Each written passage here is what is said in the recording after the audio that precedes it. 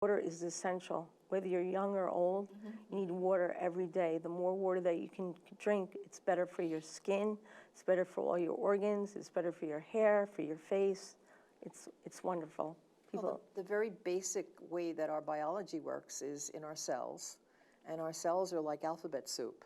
There's a lot of chemicals in there, and unless they're dissolved in water, they don't work. Right. That's why people die when they don't have water to drink, because the chemical reactions stop. Right. The things that keep you alive. So water is really very essential, whether you drink it in tea or right. juice or water or whatever you drink it in. Not soda, though. Right. Exactly. I don't know soda. Soda has a whole lot of other things.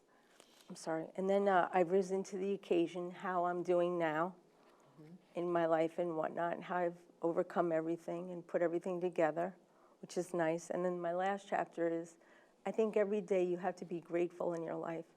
So my last chapter is thankfulness. I thank all the people who have helped me through my journey. Right. Is there anything that you'd like to read from the book? Sure, I wrote this poem in the book. Oh, nice. It's called Mask. I just have to find it. I found it, okay. I wear a mask every day, hiding and wanting to scream inside, I'm okay. However, people do not see me that way. They say, oh, you look great. You're so beautiful. If they only knew the truth, the pain and the hurt inside. I feel like I cannot be myself all the time because they don't understand me. I wear a mask every day. I had to give up everything to make serious life changes. I am not the same person I used to be. I wish I was normal, back to my original self. I don't think the time will ever come again. I wrote that in 2011. Yeah, well, and here it is, 2016, and you're going strong. Okay, let's get to the nuts and bolts of books. How did you publish? I self-published. Me too. And I also went and took 2 classes at Nassau Community College, and it was wonderful. I had a wonderful professor, Professor Michael Swedenberg. I love him, he's great, helped me a lot. And I published it in ebook form and hard copy. So it took me about 1.5 years to do the processing of the book, but about 1 year to write the actual book. Okay, so yeah, self-publishing is, it's a boon to people who have a message that they want to get out sometime in their lifetime. I mean, that's why I self-published, because I was so old by the time I wrote books. I said, I can't wait to be discovered. You know, I want to get these books out. And how's it doing?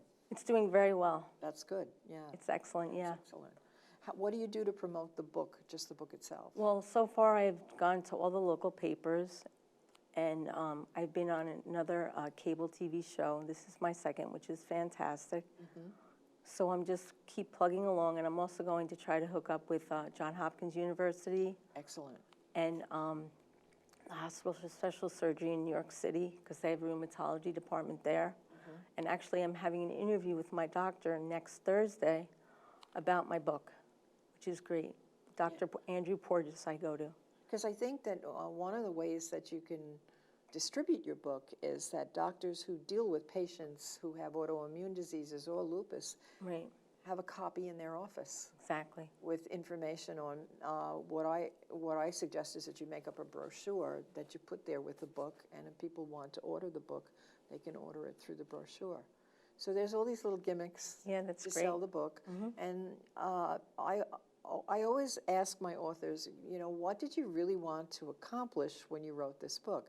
And obviously you wanted to share my story, what your journey was, and how it helped you and how you became successful. But by the same token, you can't do that unless you market. Right, of course. And so you have to get into this kind of mercenary frame of mind of how I'm going to get people to buy the books. Exactly. And, you know, as far as I was concerned with my books, I just wanted kids to read the books. I wasn't concerned about a bestseller or any of those kinds of things. But you still end up thinking in terms of what are those gimmicks I have to market the books. This show that you're on now, you will get a DVD or you will buy a DVD, and I am going to put this on YouTube. So you will be seen on YouTube, and what you need to do then is download the code, put it on your website, and what you need to do is tell everybody to go to YouTube to see you. Right, exactly. And that's a way of marketing. And when you approach organizations and doctors and schools or whatever, what you should do is make up a little brochure and give them a link to your YouTube program. Right, and I also have a website. It's aimeeackell.com, which I've been doing. And the other thing is I have an Instagram account, which I started about a month ago, and I have about 7,500 followers, which is great because I write inspirational quotes, not every day, but every other day. Right. Do you have a blog? And I have a blog on my website too, yes. Yeah, and you should put little excerpts from the book, which you probably have thought of yourself. Right. To do that. So the book is available on Amazon? Amazon.com, yes. Okay, and it's available probably through your website. Yes, it is. So what's next, Aimee? Well, I'm going to write and give it a journal to go with the book, which is great. So when people go to the doctor, they can bring their health journal with them, because when you build a house, you have a blueprint, right?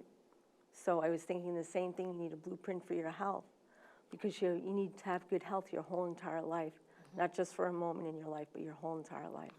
But also, I think that when to have something to take to a doctor's office when you're diagnosed with a disease is so helpful, because the first time you get news of, well, you have, whatever it is you have, you don't hear anything after that. No. Your mind just goes blank. And to have questions ready and something to write on, and of course it's good to bring somebody else, a second set of ears, with you. I think that's so important. And to write down, you know, just the important things that you need to remember the first time around, and then those will generate questions that'll help you the next time you go to the doctor or whatever therapist he sends you to, or for whatever tests. And then, of course, there's Google. You know, if they give you the keywords, you can look up all this stuff. I saw a story on TV about how Google is trying to change, when you look on Google for, like, lupus, they're trying to change the way they present it so it's not so scary, which I think is interesting, because most of what you find about diseases on Google now, it's very cut and dried, and it is pretty scary. And you always think whatever, you know, symptoms you're looking at, that you have them and that you have that disease. So they're trying to change that. They're trying to make it more friendly, which I think is really interesting. That's important. Yes. Because a lot of people, there was a woman at school, she thought her daughter might have lupus. So she didn't want to give her the book, because she thought it was too overwhelming for her. And then I thought to myself, it might be overwhelming, but she has to know the reality of it. You know, it's important that people realize the reality of their situation, because I think a lot of people, when they're diagnosed with an illness, you live in denial. And when you live in denial, which is natural, because I did the same thing, but then you have to get back into the saddle, so to speak, and really take care of yourself and take charge. You really can't solve a problem until you accept it. Right. And I had a student with lupus. I have to ask you a question. If you are diagnosed with lupus, the younger you are, the worse it is? Yeah. I believe so, yes. She was probably 15 or 16, and it was attacking all of her organs. Eventually it went to the brain, and that's what eventually did her in. But I home taught her. And she was such a lovely, such a smart kid. And she too was a writer. You know, she wrote everything down. So, you know, I think that you were telling me before that you kept a journal before you were even diagnosed with lupus, and that probably really was a helpful tool as well. Yes. Just to get in touch with your own feelings. Because it helps you, it lets you release those emotions, and I think it also gets rid of that negativity, because like I said, there's not a lot of resources, I think, personally for me, with people when I was first diagnosed with lupus, so it was hard, so I just had to find my own way.